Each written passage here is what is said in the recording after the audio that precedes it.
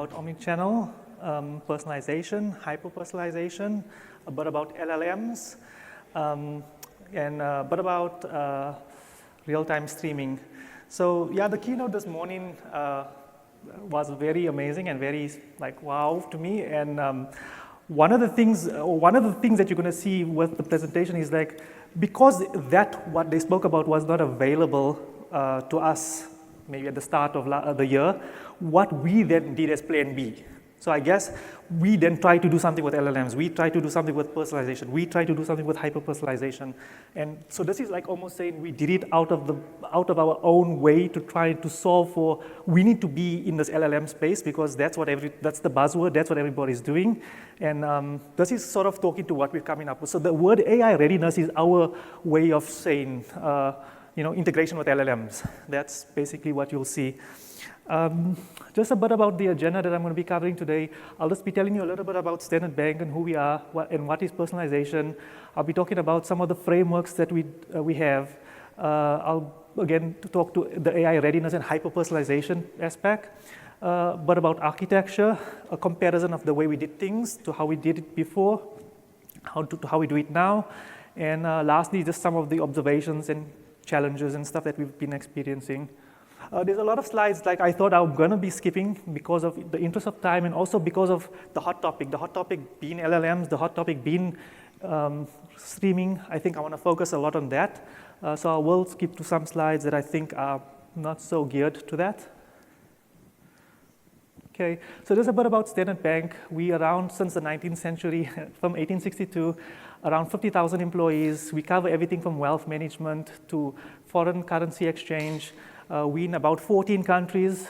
We started off in South Africa. We're all over now in Tanzania, Uganda. So if you are looking to do business in Africa, tell your people to call our people. Just some of the notable technology milestones in our history.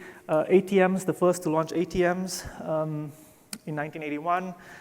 We also did banking by telephone in 1988. Personalization, we started getting into that in 2017, and also we started moving to our services to Amazon Web Services around 2019. Our strategy, our motto, our strategy, Africa is our home, we drive her growth.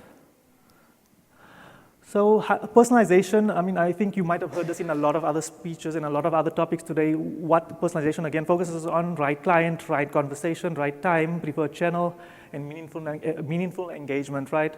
So the two themes that I'm going to be discussing, maybe behavioral, it's going to be around the behavioral side of things and the data science side of things. So as a bank as a whole, personalization is what we kind of is my area of expertise. There's other areas like the fraud team and the product economics team, and they all had their own objectives and their own goals for the year. Most of us all had real time as the frequency. We wanted to all get into real time because we're a mature bank. We've been there for 160 years. We've got data. We've got solutions. They're working, but maybe the near real time is there, but real time and streaming is not there. So we all had kind of objectives and goals to say, let's focus on getting real time being a reality for us. And we try to tackle it in the themes of behavioral and transactional context. So so basically for those are the two themes that I'm going to be digging into. The behavioral theme will talk to SIM and VCX because that's the tools in personalization that we use to kind of tackle talking to customers, to tackle personalization, to tackle all of these things. And the real time, the streaming that I talk about, that is again a plugin. It's the way the nature of the data being fresh and being able to action on it. And so we've basically got two POCs that we ran for the year. So one POC is how do we solve for real time and real-time streaming, I should say, right? And the second one is how do I solve for the POC that solves for the behavioral aspect, and that we kind of say that covers hyper-personalization, personalization, LLMs, and that talks to what we've done with SIM and what we've done with VCX to try and get a solution. Let's see. No, I went back, sorry, wrong slide. Cool. So just as a starting point, because we're not as big as Teradata. So like what you saw downstairs and the keynotes, what they delivered, and LLM basically embedded in Teradata, we don't have that. We couldn't achieve that goal. But what we said was, well, we still want to achieve trying to integrate LLMs into our space, and that's all we could do: integrate an LLM, but not build an LLM, right? We don't have the staff and the amount of people to do that. So we tackled the problem from a different approach, and we kind of looked at the problem in all of these different, you can say, disciplines. So how does it, like, what do we have? We are a bank of 160 years old. What technologies do we already have, and what technologies that's already here that we can use to kind of solve for the problem? Like, we don't want to buy new technology. We don't want to waste costs. We don't want to, spend more and kind of run the bill. But we've got so much technologies in our ecosystem already. What can we just use and leverage and kind of achieve our goals for 2024? So if you look at this picture kind of talks to all the technologies that you kind of see, and these are the buzz technologies that you see out there in the world. And you can see I've plugged it into the different aspects. We can show what are the enterprise data management tools, what are the good ones for streaming, what are the ones for APIs. So this talks to what's out there, right? The next slide talks to what do we have in the bank already, and where does it fit into kind of the different, you can say, structures within those different disciplines. So for example, you can see in most areas we got about 10 different technologies that cover a specific, the bank's a big place, 50,000 employees, and we've been running for 160 years. So that's why there's a lot of technologies that are there. Some of them are legacy, and that's what we kind of have as our, what we've got, and we say, what can we do here, and what can we sweat from here to sort of deal our two themes or two POCs for the year. So coming to Data Factory, that's the data warehouse. We've got, you can see a conformed layer, and we've got data products. So something like SIM and VCX are termed as a data product because they meant to be like within a small container within the database or within Teradata or within the data factory, I should say. And something like the Teradata itself, the bigger Teradata, the warehouse, kind of falls under the category of data factory. Over right at the far right is kind of all of the analytical tools that we have in our space: R, Elasticsearch, SAS. SIM and VCX would also fall over there. The data reservoir we have, and we've got both unstructured and structured data, and these are the technologies that we use to kind of exploit them. So this gives you an idea of what we have, and we say, if we got what we've got here, what can we now start using and try to solve for the near real time, try to solve for LLMs, try to solve for doing things like in a smart way and solving for hyper-personalization and personalization. So these are like the 9 kind of things that we said, okay, there's so many things to do for the year, so many goals. This is probably the 9 focus areas, and if I focus on them further, these are the 4 that we kind of said, okay, for SIM and VCX, smart multi-step is something that we want to do. So SIM out of the box comes with multi-step, right? You all know, like if you kind of use SIM, if you use the marketing tool, it's kind of got already a multi-step. But when we start adding AI and machine learning and you can say LLMs into the picture, then we call that smart. So we kind of put the prefix smart in there, or the other word we were challenged with was intelli. So either it was smart multi-step or intelli multi-step, and I was even saying smart intelli multi-step, but okay. And similarly, we wanted to do that with our collateral. So again, you get collateral in SIM, but then you got smart collateral, right? So that's the terminology we use to sort of talk to how we're going to tackle the behavioral side of things. This, again, was just a plotting of the technologies and, again, ring-fencing what we've got, So this is the Forrester charts, and this is the different aspects in analytics. And we were just trying to say, okay, what are we in the quadrants? Are we in the right space? Are we playing with the right technologies? Because this would have told us if we're wasting our time. We've got all of those technologies. We know there's a lot of technologies in the bank. But if they weren't kind of featuring in like the industry standards here, we would have said, okay, maybe we should now buy something or have, but we see Teradata featured in a lot of the blocks and ringed over there, so we were in the right place, and it made life easier for us and made it possible to achieve what we want to achieve.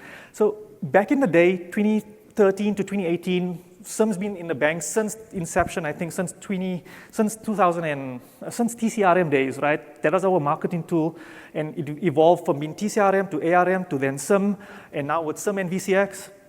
So back in the day, or just when we tackled personalization, this is what we had for personalization. very, very basic personalization. So if you see the message and how the message reads, just the personalization that you see there only is just customizing the name. So basically means if I was marketing to everybody in this room, I would send that message and then everybody would get the same offer. So the rand, 300,000 rand, yeah, everybody would get that message because that's the level of personalization that we got. When we're going to dig into hyper-personalization, we're going to see that the intention of hyper-personalization and what's the comparison between that and this. I'll take you through that, but this is where we were up until 2018. And then just talk to, like obviously what you see at the top there is the multi-step capability. That's obviously in SIM, but that's not smart. That's just the ordinary multi-step that we had. And you can see we had about 1, 2, 3, 4, 5 different classifications or responses that we kind of can workflow with. But how they work and what's behind the scenes of them is where we say the smart aspect is. So I'll take you into that now.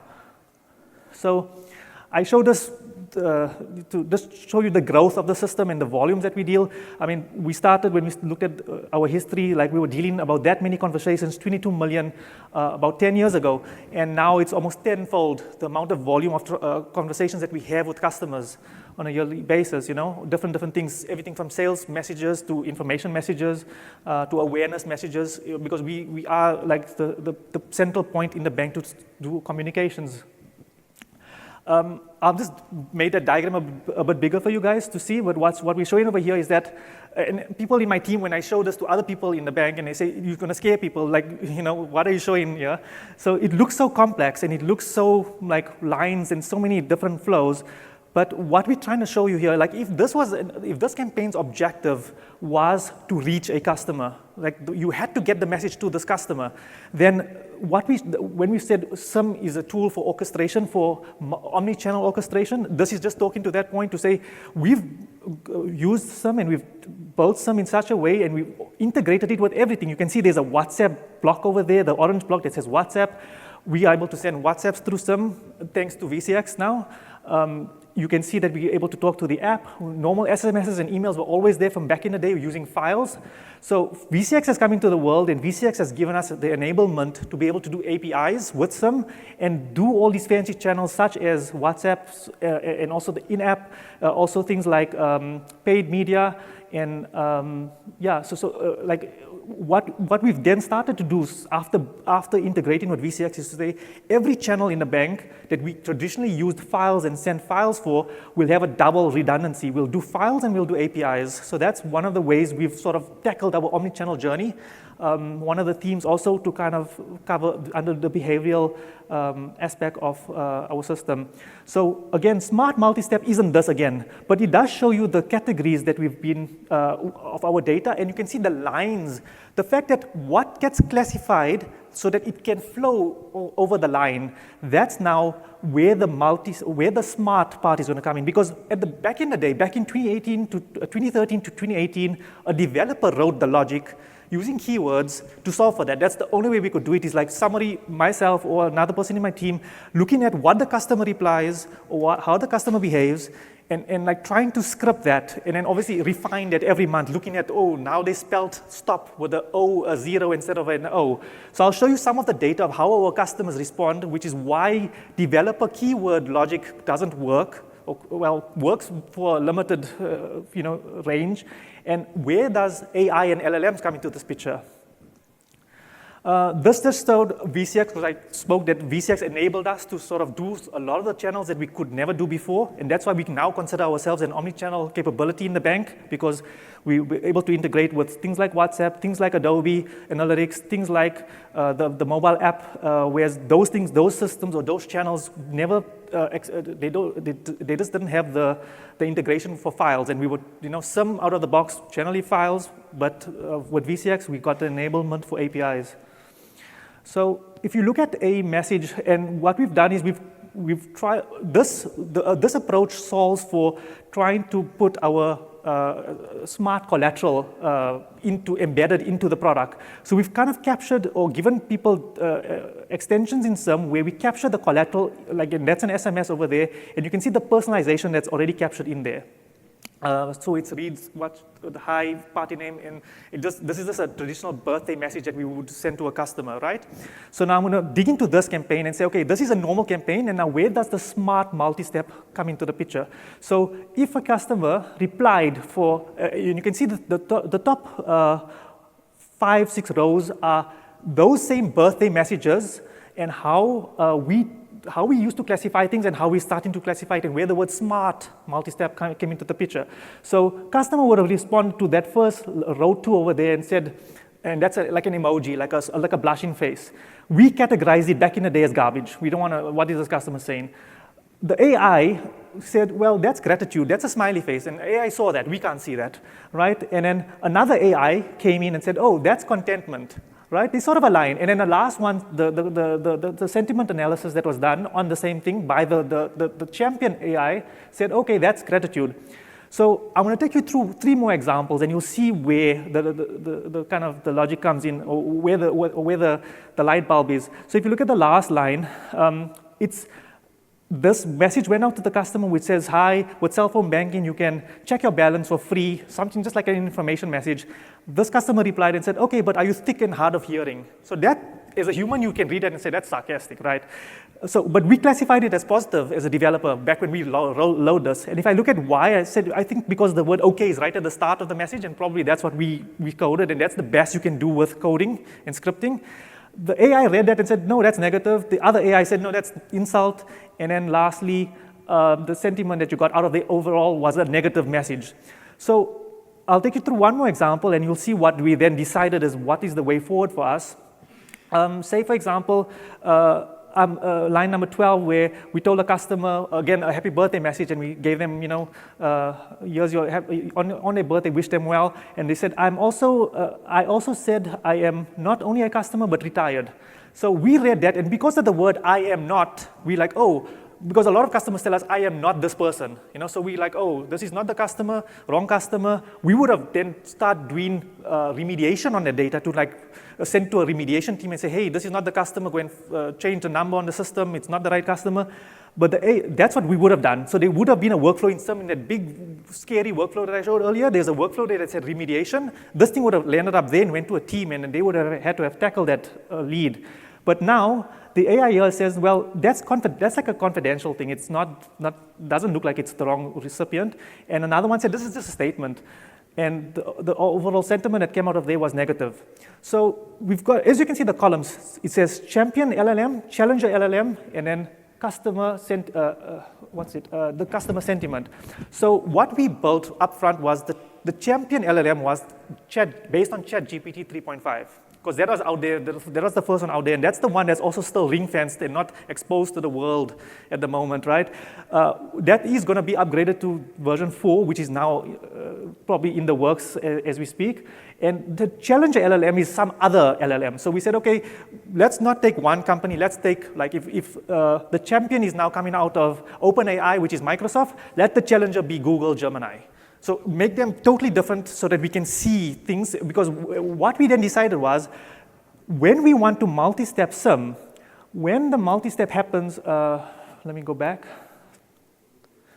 When this multi-step happens, if, for example, we said that last wrong recipient, wrong channel, or would have flowed to another step, when should it flow now? So we said, it makes sense that 2 things out of 3, either the developer and the champion LLM or the challenger LLM and the champion LLM agree. Like 2 out of 3 must agree on a classification, and then we'll flow. We'll multi-step the campaign in that direction. So basically, that's the smart part. So it's no more just doing the developer classification. It's now saying, well, the LLM is saying this, a champion LLM is saying this, and overall, if all 3 are in agreement, then for sure you probably got it right. If 2 out of the 3 got it, we'll still say, okay, 2 out of 3 is good. And if they all disagree with each other, there's no action. So the multi-step does not happen. So that's our approach to tackling smart, using LLMs to deal our data and try to, with the lack of, instead of building our own LLM, using what's out there, using the smart ones that are out there, we're using the industry standards that are out there, but basically classifying our data against it. So in a similar context with responses of a customer, We also said, well, we always, what about the message that we just sent out, like the wording of the message that we were going to send to the customer, because you read that message, and maybe there's a better way to write the message, because to come up with that line over there that's in blue, a team of about 10 people sit together, probably for a month, and come up with that. It's behavioral economists, it's some product people, some segment people, they sit there, and eventually that message comes out, it goes through legal and compliance. So that's the journey of that message in blue to go to a customer. And even when it goes out, they still want a copy of it before, and then they'll agree with it, and then it only goes live. So there's a lot of stringent processing happening for our campaign process. We just said, well, it makes sense. Let's hit all our collateral, we call it collateral. Let's hit our collateral. Since it's stored in SIM and now it's there in plain sight, let's hit our collateral against the LLMs, and let's see what it comes up with as being maybe more poetic wording, and that's what we present now to the campaign managers for them to be able to say, okay, this message, maybe we should look at this again, and they can go back to their compliance people and go back to the people making the decisions and saying, okay, here's an alternative. So two things that have given us an edge to sort of make or take a traditional, you can say, out-of-the-box solution that wasn't anything to do with AI, and now we kind of married it with AI that's and done through its sister tool. So we see SIM and VCX as sisters. SIM and VCX enable each other. You need both. Somebody asked me that question earlier, can you have one or the other? They both complement each other, I think. And here's a use case, for example, of us using the power of both of them to be able to kind of do smart stuff. The next slide that I want to talk you through, this is just the basics of what I showed you there. Like what we did for the classification is that, and this is something that you should know. So you can instruct a GPT to be a persona. You can tell it, hey, as a data scientist or as a language English teacher, classify this sentence. So you kind of instruct it and you give it a persona. So if you give it the wrong persona, if you tell it you are a gangster and can classify this thing here, you're going to get a bit of junk and garbage classification. So you always start with classification. So all of the GPTs need you to tell them who they are, give them an identity, right? So a line before this that's not shown on here, it would say, as an English expert, or as an expert, or as a, the word expert we saw is a key word that makes this thing go like almost on steroids. So if you don't use the word expert, you get garbage results sometimes. But if you tell a GPT, hey, your identity is an expert, you are an expert in this, you are an expert in English, you are an expert in university, then it gives you like near perfect results. So that's what we do, and this is just an example of the same thing that you saw. Obviously, this is done with a web browser just for illustration purposes, but in the background in SIM and VCX, is APIs handling all of this. Obviously, we integrated with the LLMs and with an LLM that's basically prompted with all of the different messages of a customer, and then the classification happens in near real time. This is, like I said, SIM and VCX enable each other. This is the VCX workflow that enables our LLM classification. You can see how simple that is. I mean, that's like what, I think it took us maybe 10 minutes to come up with that workflow, and it's probably with the coding that's behind that workflow, around a 45-minute effort to basically integrate SIM, or take SIM from being out of the box and being just behind the door, and now taking it to AI and LLM and introducing it to all of that. So that's the power, I guess, of VCX and SIM together. This is just talking about now hyper-personalization, right? So I talked about smart multi-step, smart collateral. This is hyper-personalization, and this is not an important slide. It's just showing me this is the amount of work we had to do in a year. So many things and so many different types of campaigns. So like certain customers are getting cross-sell campaigns, certain customers are getting real-time events, some are getting upsell, and some are getting these like savings and investment kind of campaigns. But the objective is, again, segment of one. What I'm trying to show you there is that the objective of what we did, what I showed you with the birthday message, is more in the middle lane there, because it's the first level of personalization where you just address a customer by their name. The original SIM, you can say back in the day, wasn't even personalized. Back in 2010, it was looking like that. Back in 2013 to 2018, looked like that. And right at the end is where we want to be. So everybody gets a different message. If somebody speaks Spanish here, if I know you speak Spanish, then you're going to get a Spanish message. And similarly, your finances that are mentioned in the message, if you saw the other message, the whole room would have got the same amount. Oh, you all are getting an offer of 300,000 Rand or $30,000 as a loan. Whereas this one here is saying, from our analysis of you get a loan of this amount, you get a loan of this amount, you get a loan of this amount. So everyone is personalized, and that's the hyper-personalization in our space. We've got this also live in our platform, also enabled through VCX. We, again, don't build LLMs in our space, so we have to integrate with somebody that does do LLMs in South Africa. We also got sovereignty rules with our data, so it can't leave the country. So again, it made sense to deal with an LLM in our country. We used a vendor called NudgeScribe, and this is sort of the work that we've kind of behind the scenes that show all of the different aspects about the variety of the messages that would have come out. This would have been one segment in SIM, so meaning everybody would have gotten the same message with the exception of personalization, just the name. But now you can see with all of the different aspects about that customer, it's like giving them a completely different worded sentence, right? So that's what you're seeing over there. And again, behind the scenes of that is all of the different, you can say, the factors that the what you call it, the LLM has to deal with. So the LLM is passed all of these variables to be able to come up with the sentences that you see over there in green. So obviously, that's why we're saying the segment of one is hyper-personalization, and that's what we kind of have integrated in SIM, again, through with VCX. How that works is that we'll have a segment set up, very similar to what you saw earlier. Let me just quickly find it, like segment 1 and segment 2 over there. And segment 1 will be dedicated to the traditional messages and like almost like a champion-challenger approach. Target group 2 will deal with the hyper-personalization, and then we'll, at the end of the day, decide if everything looks good, if the customers don't complain enough, that'll go live. So just some of the challenges and some of the learnings that came out of this process. So for example, everyone's talking, the buzzword is LLMs, right? But there's some things there you also have challenges with. So for example, one of the messages we got back from our team was, compliance is not happy with this line, and it read like this: unexpected healthcare expenses putting pressure on your cash flow. Can we update it to something else? Putting pressure on your cash flow. So it sounded like it was intrusive. Like it sounded like you knew the custom, but you shouldn't be knowing that about a customer. So like, wording it a bit more affluently and like saying, okay, maybe putting the word do and making it a bit of a question made it read a bit better. So if you read what the LLM came up with, it's that line over there. And the part that was queried was like, why is it so abrupt? Why is it so like rude? Like it sounds like, doesn't sound right.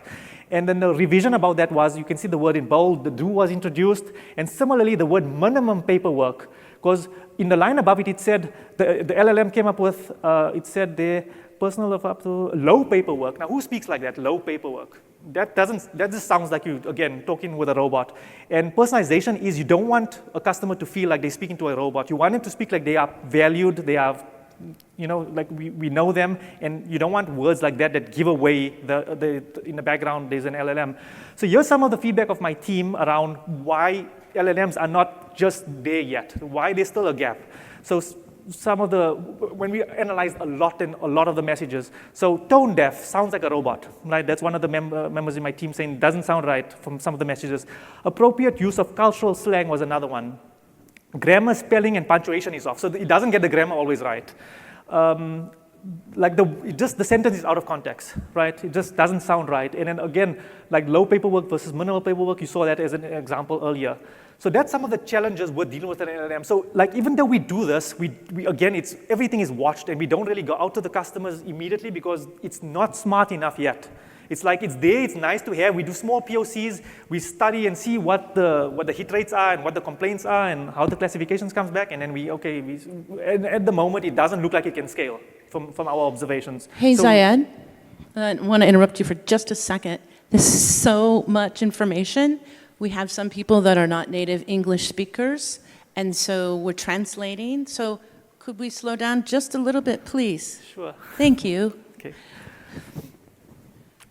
Okay, so I think this slide here where we come to just dealt with just the architecture or just the framework. It spoke to the framework of how our solution is put together. So everything that I spoke about today with regards to how the LLM is integrated, how does it plug into the database, how does it talk to the warehouse, where the whole flow is, this is just the breakdown of how that whole picture fits together. So this is what we came up with, solving the goal that we had around behavioral for the year of 2024 for our goals. And like I said, this kind of is the high-level architecture.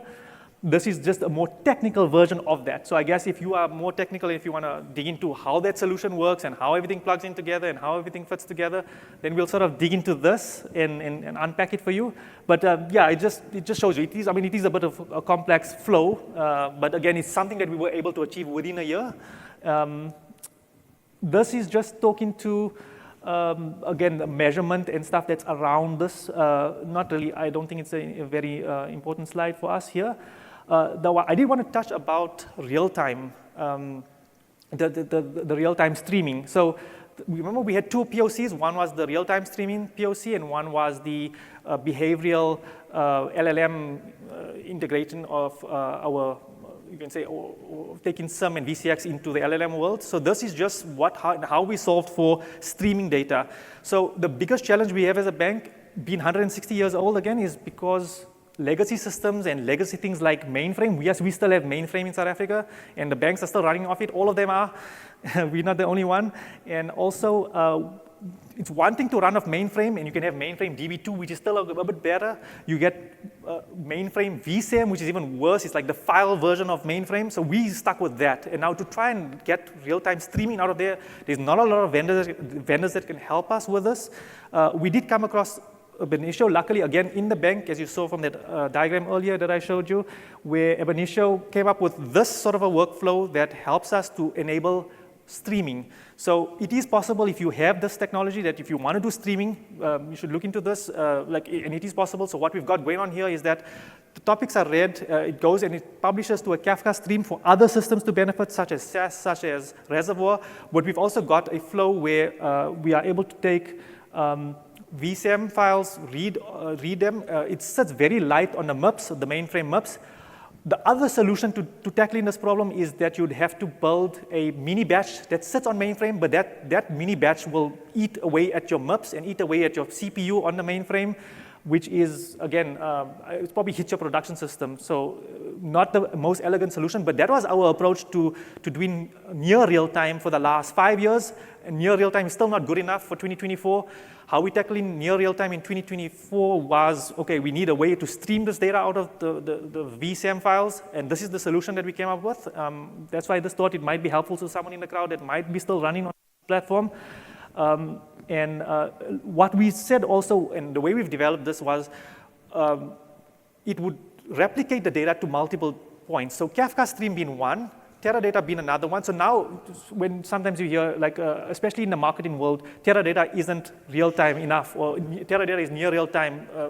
It depends on your architecture, because we are able to prove that we are able to get streaming data into Teradata through this solution. And so we can tackle a customer event where if somebody buys a coffee outside, and by the time they walk in here, we're already marketing to them and sending them adverts about something with this solution. So you can achieve real-time streaming with Teradata, and just the way you set it up. So that's my presentation. I covered a bit of everything in terms of near real-time POCs that we're running with, and I covered the LLMs and how we try to hack LLMs. If I saw this presentation that was from the keynotes this morning, I would have been over the moon. That's exactly what we're looking for, and most likely that's going to be our future, because what we showed on screen doesn't scale right now. Most likely, whatever we're going to get out of the stuff that Teradata's come up with is probably going to be our future, and we're looking forward to that. And yeah, happy to take some questions if you've got any. That was awesome. I had to take notes. I mean, there was so much richness in everything that you shared. Would it be helpful to kind of go back to one of your architecture slides? Go back a couple of slides. I want to invite questions, but I have a trivia question in here. How old is Standard Bank? Not you can answer. He said it like 3 times, 4 times. 160, winner, nice. All right, the other thing that I thought was interesting, they launched their first ATM. What year? 1981, perfect, great. I liked how you talked about the 2 different POCs, and I think one was around the real time, and the other is, hey, how can we use this behavioral science, right, and to prove and capture the data. I think There's so much in this. We could do an entire workshop with what you've put together, let me tell you.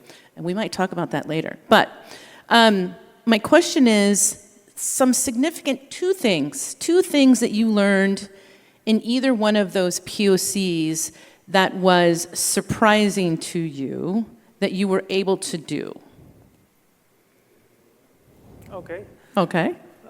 I guess for the LLM one, so we, security-wise, we thought there would be big challenges with integrating with an LLM. I think I even heard it in some of the other speeches, some of the other topics in the other rooms, that like it's customer data, it's puppy data, you don't send out customer data.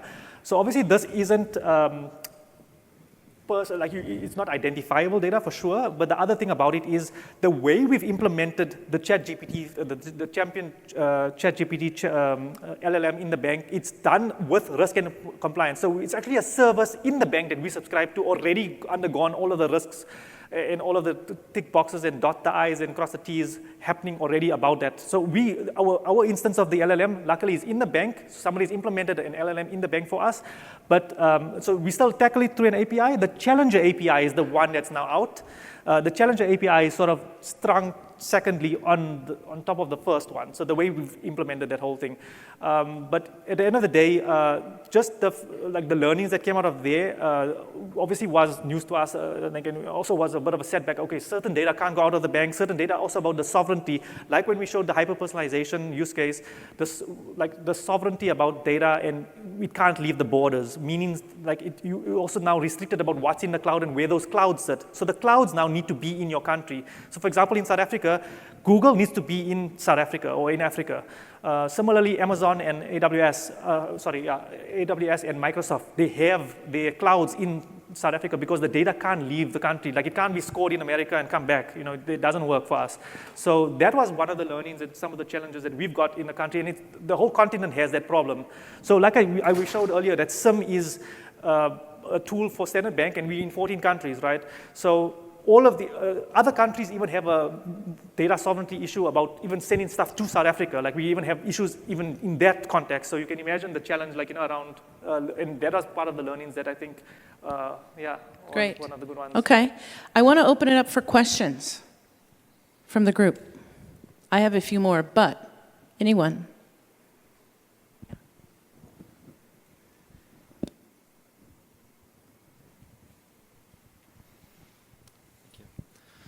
Well, do you have a similar approach when it comes to the customer reaching you, like an Omni-Channel when he's complaining about something?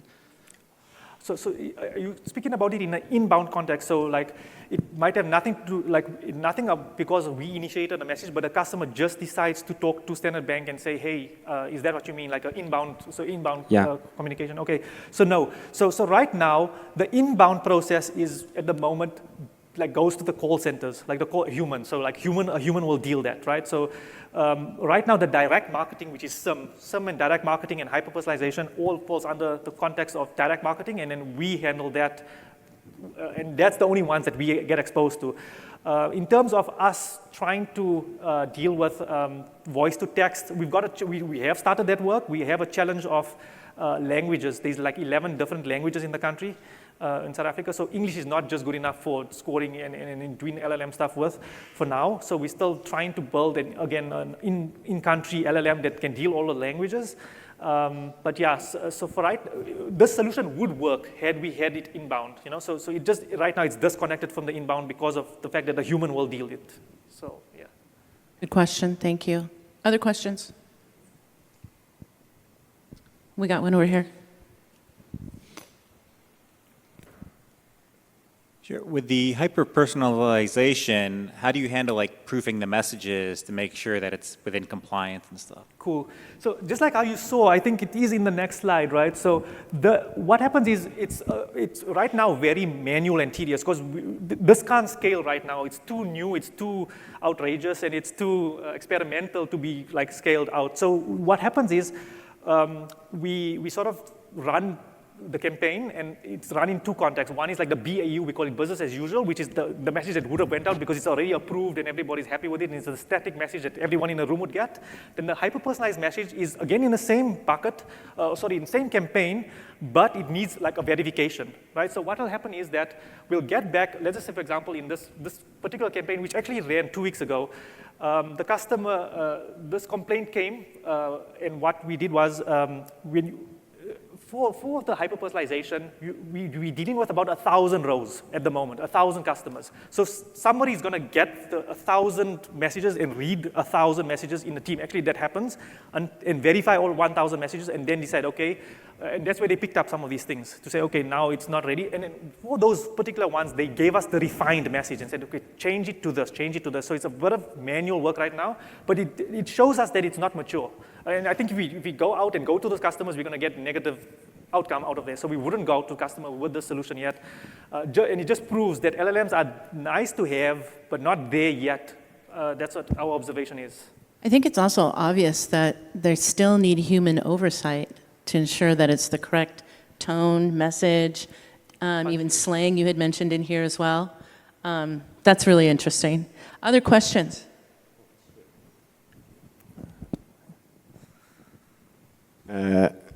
Thank you for your presentation. It was very passionate and easy to understand. And I understand that you are aware of AI bias as an issue. AI bias. Bias. AI bias, AI bias, yes. How does Standard Bank manage AI bias in its Omni-Channel strategy to provide fairer and personalized experience? Okay, AI bias. So I can say it like this. These are not in-house solutions right now. It's almost like you can say the biggest solutions out there, the biggest Gemini and like the big, you can say, LLMs that are out there. It's not the in-house ones, right? The NudgeScribe one that I mentioned, which is tackling the hyper-personalization use case, is an in-country one, and is the one that we would think is the one most likely subjected to AI bias, right? In terms of us being able to deal it, though, we would be able to identify it. That's because we're going through the messages and we're seeing it and we're trying to, because like I showed in this slide over here, where we can see the factors, like we can see all of the customer scoring that is behind the scenes of the hyper-personalization, and we can say, well, we as a human want this outcome, why is the AI doing this? So as part of this POC, again, it's also a POC, we would vet all of that data and vet all of the messages and vet all of the you can say the offers that our customers are getting. So that's how we would deal it at this stage, is that we are actually watching and reading those messages and saying, how does it contrast to what we would have written? So like you remember if my other slide, I had developer categorization and then LLM and LLM1 and 2, and we actually have to go and look at that. That's what we do right now. We make sure that what we think should have happened is happening. And we're probably going to do that exercise up until a point where we get a confidence out of this thing. We obviously run the propensities and see what is the variance. Up until we're in the high 90s, like high 97, 98, 99, up until that point, we won't scale this thing. We would just keep on watching it and trying to learn and trying to adapt and trying to make it better. Great question. There was another one over there. Did you have one over there? He answered? Okay. I can't hear you, I'm sorry. He answered part of the question. Okay. All right, other questions? I want these slides, don't you guys? I was thinking about the scale question came up, which is good, and understanding where you guys are.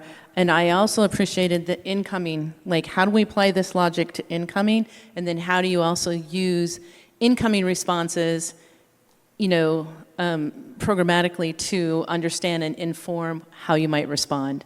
So it sounds like you're not using any of that information based on the last time that Katrina contacted the bank in any of the channels. You're not using that for as a part of informing your outbound adverts. Maybe I should just tackle that one a bit differently. Okay. So we have sight of the inbound. We definitely have sight of the inbound. So we see it, we just don't action on it. Okay. So right now, we kind of, so like there's no use case that says, oh, if a customer says, call me, we'll redirect that to a message, even though we didn't initiate the campaign. So right now, our mandate is anything that comes through that is initiated from the system, that then flow it there. If it's not initiated from our campaign process, Yeah. because the bank is 50,000 employees big, Yeah. and a lot of areas talk to customers sometimes directly. So there will be a human that will deal that, but right now we don't have a, you can say, through the personalization, direct campaign process, that isn't handled. I think our journey is to kind of have we want to be the central function in the bank where every communication comes out of our space. Right now, that isn't the case because of scale and volume, and also like you can say there is silos. There is definitely Sure. a silo, in the bank. Just because of the complexities of different products and the way we don't understand the products good enough to be able to tackle their data and to be able to market to their customers. And they own their customers. Like every area would own their customers, right? So and if it's a specialized product, then that area will kind of look after their own customers and all of the comms that go to that customer. So this is more. Our personalization campaign, our personalization process is more about our mass market campaigns or mass market audience, and not so much the very, very niche customers. Not the segment of one? Yeah, like I can say, the very high tier segments sometimes are excluded. Sometimes they are included, sometimes they're Sure. not. So yeah, it just depends on the customer. So most likely all inbound campaigns we just ignore if we haven't done the first com. Outbound. Got it. Yeah. Got it. But some is already tracking everything that kind of comes after it if it was initiated from us. So if there's Okay. a campaign with a multi-step, all of that is tracked, and those journeys are definitely monitored and watched, and there is AI on there. It's the ones that are just coming out of the blue. Gotcha. That we just say, okay, well, it's out of the blue, then somebody in that space will deal them. Okay. Let me shift gears on you a little bit. At the beginning of your presentation, you talked about 9 specific goals. I'm assuming that was for 2024, yes? Okay, sounds fairly aggressive. I suspect you achieved most of them, yeah? The important ones, yeah. So we did, that 9 did ring fence to the ones that we really wanted to tackle in personalization, and those Yeah. are the ones I dug into in this presentation. Yeah. The others were in Within- my team, and we have tackled those as well. Okay. Yes. No, that was just a vote of confidence. Because I'm like, oh my gosh, they're doing so much. Also, in just your innovation that you're doing, what I'm wondering is around your smart multi-step and your smart collateral processes that you shared with us. What kind of economic impact, or even in customer sentiment or response, can you speak to any of those two? So sentiment analysis was the next thing we were gonna unpack. So we just got the LLMs working, and we just got the smart, you can say the variations of the messages and the responses classification. So right now the response classification and the fact that we comparing it to the developer and doing a whole 2 out of 3 match and then Yep, doing yeah. it, that's right now what's Champion, live. Challenger. Challenger 2, yeah. Yep. So Champion, Challenger, and Challenger 2. So right now, and the logic around there, just about the responses is tackled. We do have the sentiment analysis going on, and it's sitting there, and it's just not, we didn't get to it yet. Got we it. try and play with it. And that's goal number 10. Yes. Okay. And, Okay. and the one new thing that did come into the space was the emojis. So up until last year, up until this year, emojis would come and be invisible to us, and we had to really fight with the networks to say, hey, emojis are important, and that's a source of gold. You can't ignore those emojis. So up until this thing went live, there was no emojis, and we would have just classified it as garbage then, because you think you get something, but you get nothing. That's what was happening. You just get like an empty string coming back from the vendors. They took about 2 years. We even gave them the logic. So the emojis, actually the way that it looks and the way it's represented, and you saw some of them in, I think, one of my slides. We actually gave them that. We went to Wikipedia and said, okay, here's how every emoji's Unicode to ASCII looks. Here you go. Please implement this for us. And they kind of came up with that. And then obviously you can see the smiley faces and the blushes and all of those things. And how they classify it now is they put it in brackets for us. So starstruck, for example, we gave it that term starstruck, but obviously the emoji behind it is what we kind of gave them. So that is a source of gold now for us, because that will drive sentiment analysis for sure. Perfect. One more question.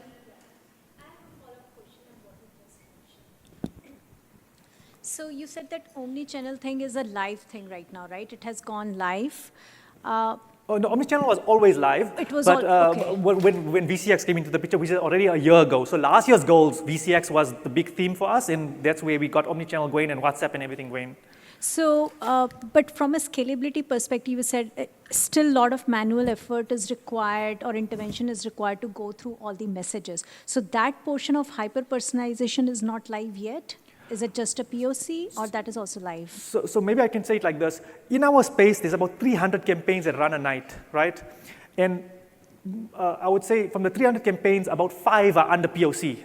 So 5 of them are under POC, and until they are in that state of being mature, and we kind of like sign it off to say, okay, we're comfortable now, it's doing the right thing, the LLMs are behaving, everything is working like plan, as per plan, then that slowly moves into like, okay, now it's like run the bank, it kind of flows into like it's production now. So those ones don't get watched anymore. Yeah, so it's like everything that goes live is watched for, like it's part of, it's like a no-brainer. We have to watch it, no ifs or buts, watch that thing for at least 2-3 months, make sure it's behaving, and then it can scale, like, and go out to customers. So that's our approach to kind of tackling these things. So part of your Q&A is to watch it over that period of time to ensure. Okay, we are at time. Please join me in thanking Zayed for all this information. Thank you. Thank you.